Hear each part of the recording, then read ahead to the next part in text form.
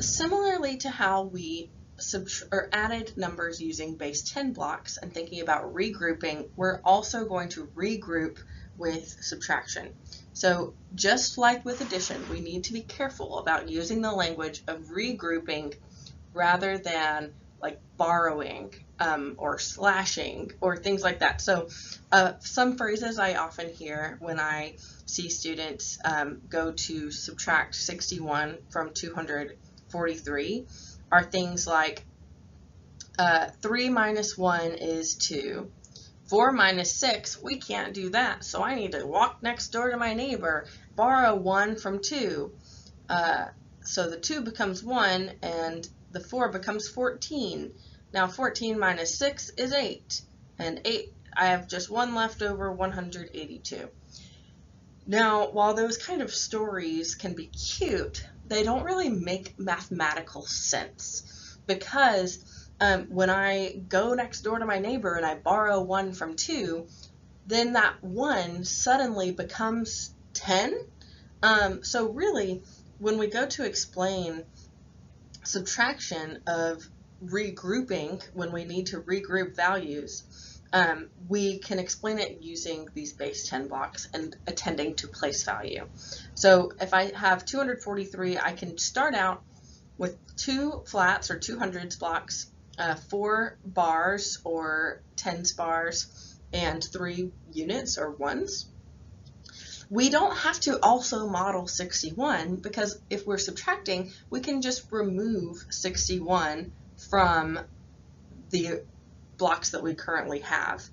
But the problem is I can subtract 1 unit for 61, right? That's no problem.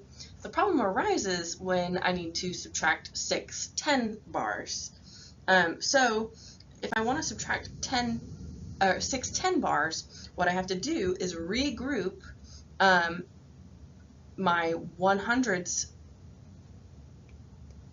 flat into 10 10 bars, because 1 100 is equal to 10 10s. Now I can remove or take away 6 longs or 10 bars, and I'm left with a difference of 1 100, 8 10s, and 2 1s, or 182. And this is our result. Now, that's the standard algorithm for subtracting, but there are other ways we could approach subtraction too. And often these are going to lead students into learning the subtraction algorithm, the standard algorithm. So one of these is called the equal additions algorithm. Now this is going to say I can add the same number to the 2 numbers I'm subtracting, and it's not going to change the difference. And this comes out of the fact that if we're on a number line and I'm subtracting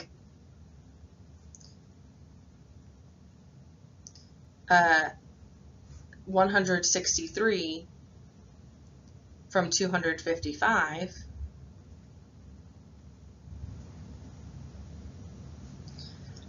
then what I could do is I could extend both of these lines by 7, and the difference that's left here is going to be the same. Now, it's helpful to do this because I can avoid having to do things like regrouping, or I can do it more easily mentally. So if I can add 7 to both of my values, then I have a nice friendly number of 170 I can work with to subtract. So I don't have to worry about subtracting any 1s anymore. And I could also add 30 to both of these values, because that will help me avoid regrouping my 100 into 10 10s. If I can just make 170 into 200 by adding 30, I also have to add 30 to my other value. And so I can transform the problem 255 minus 163 into 292 minus 200, much easier to subtract just 200 from 292. I'm left with 92 left over. Another way we can think about subtraction is the counting up algorithm. You might think about this if you're at the store and they're making change for you. The cashier might say, okay, your cost was 52, you gave me 100, and then they hand back to you 52, 53, 54, 55, 60, 70, 80, 90, 100. If they were to give you 3 ones, a 5, and 5 or 4 ones or 4 tens back. So this making change is what your textbook calls a lost art because of computers and calculators, but it is a way you can do subtraction in your head. So you are encouraged to count up to nice numbers, which are multiples of tens, 100s, 1000. So for example, if I want to subtract 31 from 100, I can use the count up algorithm. So I can say, okay, 31, I need to add 9, I need to count up 9 to get to 40, and then I need to count up 60 from 40 to get to 100. So I can find the difference from the total numbers I had to count up, and in this case I counted up 9, then I counted up 60, I counted up a total of 69, so that means that 100 minus 31 is 69. Alright, so if we were to take an example, Noah owed $11 for his groceries. He used a $50 bill to pay. While handing Noah the change, the cashier said 11, 12, 13, 14, 15, 20, 30, 50. How much change did Noah receive? So we can think about this with a chart to say, okay, this is the number that the cashier said, and here's the amount of money that the cashier handed him. So when he went 11, that was the original amount that Noah had to pay, and to give him change up to 50, he gave him $1, $1, $1, $1 to get 12, 13, 14, 15, then a $5 bill to get up to 20, a $10 bill to get to 30, and a $20 bill to get from 30 to 50.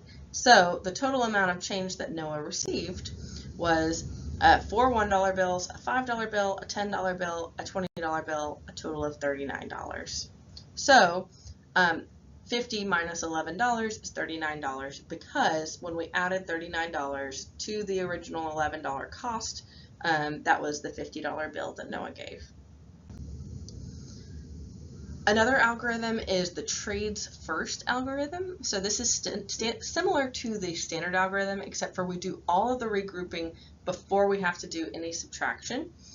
We can use base 10 blocks to help students understand how to subtract. So we might figure out the regrouping we need to do beforehand instead of along the way. And then when we do subtraction, we're also going to need to think about our mental computation. So just like in addition, we can use breaking up and bridging. So I can say if I'm subtracting 26 from 74, I can first subtract 20, and that gives me 54. Then I can subtract my 6 ones, and that leaves me with 68. I can trade off. So I can add 4 to 74, or I can add 4 to both of my values to shift up all of my values and make 26 into a nice easy multiple of 10 to subtract. So if I shift them up by 4, now I'm going to be subtracting 78 minus 30 is 48.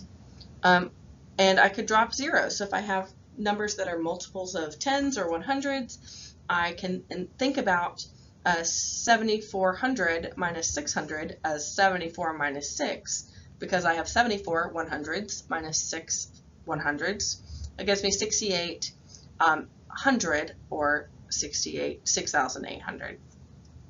That's the end of this lesson. Let me know if you have any questions, and good luck.